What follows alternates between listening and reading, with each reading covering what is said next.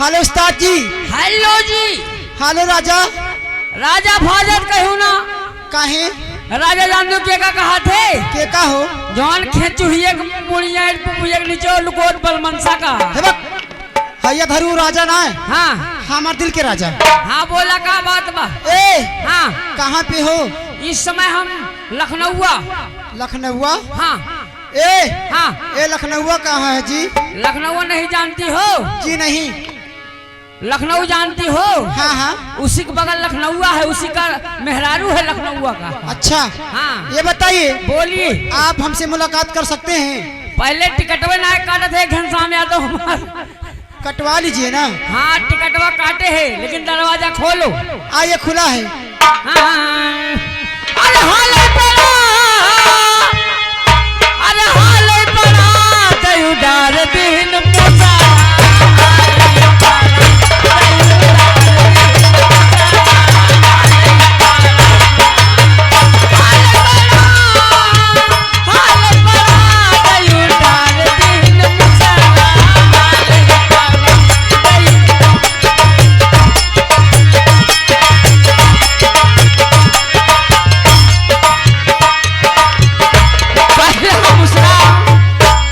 मुसरा हमारे हारमोनिया पर पड़ गए का हारमोनिया।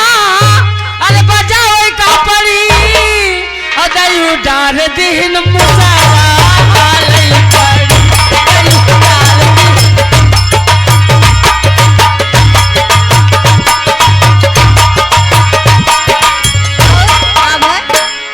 और दूसरा मुसरा हमारे नगारा वाले पे पड़ गए का टंकी। अरे बजाओ का पड़ी दयु डार दिन मुसारा।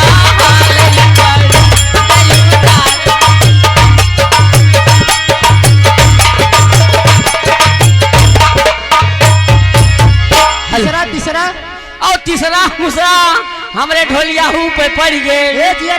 जियाराम भाई पे। हाँ। और तीसरा मुसरा हमारे ढोलिया पे पड़ गए का ढोलिया। अरे बजाओ का पड़ी दयु डार दिन मुसारा।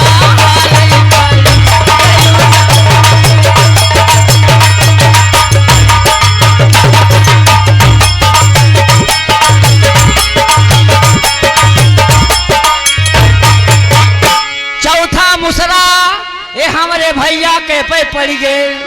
ये खड़ा है चौथा मुसरा और ये लहू के पड़ गए और ये लहू का पाठक के नाच। अरे बनावे का पड़ी और दयु डार दिन